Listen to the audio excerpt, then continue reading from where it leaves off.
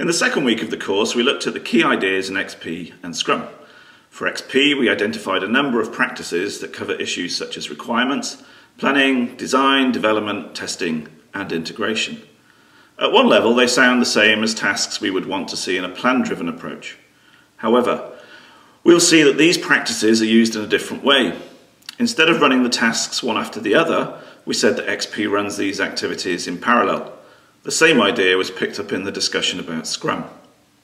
We'll see that the XP practices are designed to complement one another, and we will get some experience of that in the next couple of weeks, and we'll return to it at the end of the module. Being agile means working to complete the tasks so that you can regularly deliver working software. It's about being active and working in short time periods to specify and achieve a goal.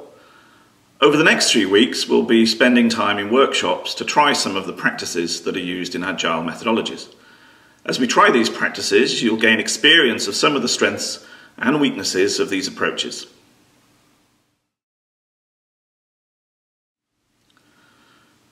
The workshop this week is going to focus on estimation, test-driven development, and pair programming. Within the 2-hour workshop, we're going to develop part of an example system. You'll be given some stories to develop, and you will work in pairs to write and test some code. We'll be using Java and JUnit. Now, I know some of you haven't used these for a little while, but don't worry, we're on hand to help you get started. The focus of the workshop is on the Agile techniques rather than the specific use of Java.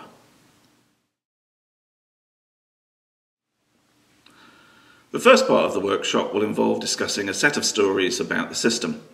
For now, you can think of stories as a short requirement for the software.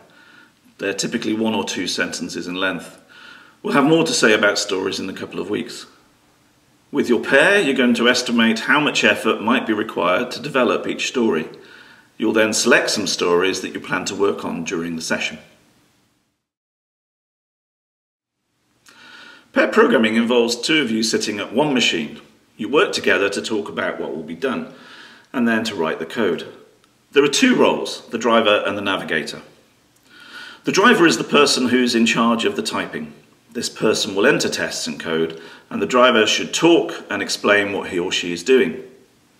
The navigator sits next to the driver. The navigator is responsible for helping the driver by watching what is done, asking questions, making suggestions, and discussing alternative solutions. Pair programming involves you talking to one another. Remember, individuals and interactions. So I expect to hear lots of talking about the test and code in the workshop. Also, an important issue is that you will swap over the roles of driver and navigator during the session. We do this so that you're both active and remain interested and focused in the work. As you work on the code, you'll be using test-driven development, or TDD. This is about writing automated tests. The interesting difference is that you write the test before the code.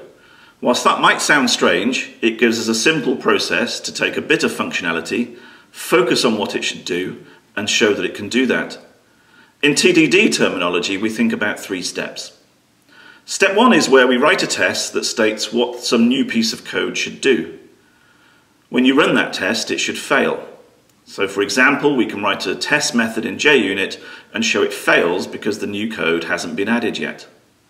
Step 2 is where we write the new code that will implement the feature. We should now be able to run the test and see that it passes. Step 3 is where we look to see if the design of the code can be improved. This is known as refactoring. Another popular way to refer to these 3 steps is red, green, refactor. That is, red, write a failing test. Green, make the test pass. Refactor, improve the design if possible. For this week, we'll focus on red and green. We'll come back to refactoring later on. TDD means that you work in small steps, gradually building up the functionality. We'll see what you think about that approach to development. To prepare for the session, think about the issues I've mentioned in this video. We'll soon get to try them out. See you in the workshop.